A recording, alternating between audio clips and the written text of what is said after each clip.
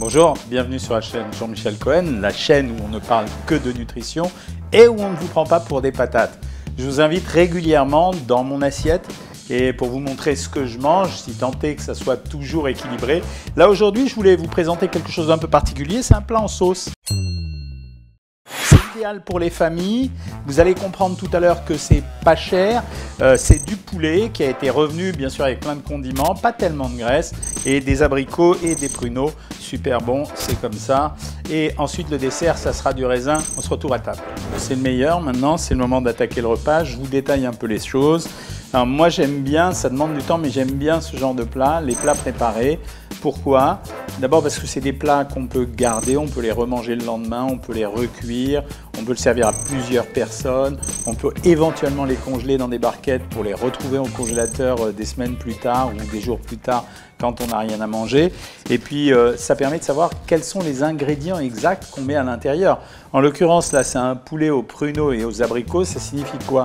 Ça signifie que j'achète du poulet, j'essaye de le prendre de bonne qualité. Là en l'occurrence j'ai pris un poulet fermier.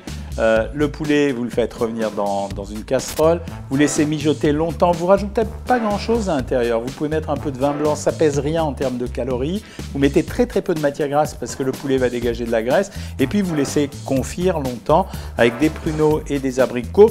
Sur le plan nutritionnel, j'ai des protéines, j'ai un peu de matière grasse, le pruneau et les abricots, ça apporte des sucres, et en même temps ça va donner une jolie couleur, et en même temps ça contient beaucoup de fibres, donc c'est assez intéressant, et puis on peut laisser cuire tant qu'on veut, on peut laisser dans un four pour que ça ait une belle allure et donc servir à manger un plat qui contient en quelque sorte, quand on le fait soi-même et pour sa famille et pour les autres et même pour juste moi par exemple, ce sera il y a une petite part d'amour là-dedans et puis il y a un petit travail artistique et puis ça peut être une distraction. Pour compléter ce type de repas, il n'y avait peut-être pas assez de sucre lent là à l'intérieur, vous l'avez remarqué, il me restait des fèves d'hier.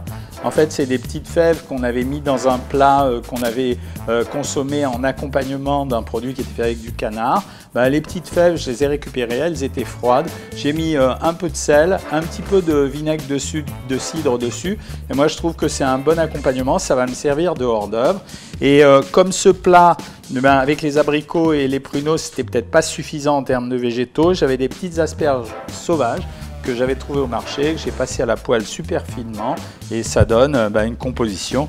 On reconnaissait quand même que ça a de la gueule, quoi. C'est sympathique à manger, donc je me fais plaisir.